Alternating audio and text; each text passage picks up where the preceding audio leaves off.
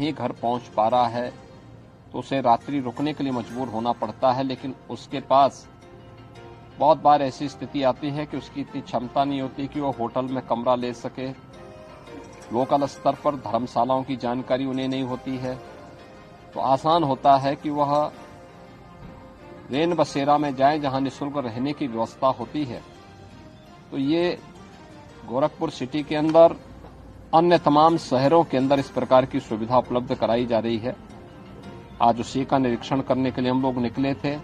और इसी बहाने वहां पर ये सुविधा दी जा रही है। दूसरा, हम लोगों ने राज्य सरकार की तरफ से भी पहले चरण में 4 लाख ऐसे लोगों को जो जरूरतमंद हैं,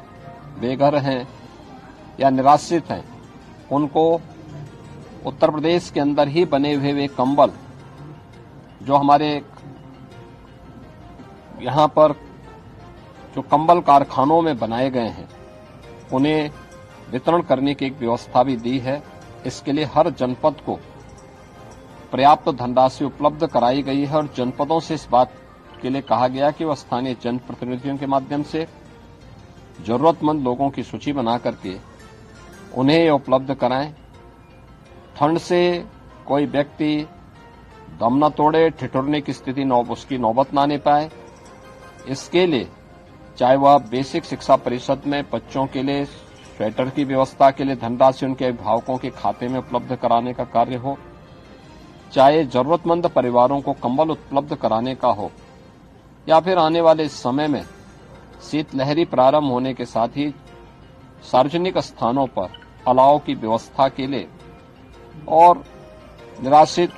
न केवल नागरिकों के लिए बल्कि बेघरों के लिए बल्कि अन्य जीव जंतुओं के लिए भी यह व्यवस्था प्रभावी ढंग से आगे बढ़ाने के लिए एक शुरुआत है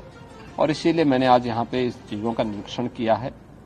मुझे अच्छा लगा कि प्रशासन पहले से ही इसके बारे में जो आप सरकार से प्राप्त निर्देश हैं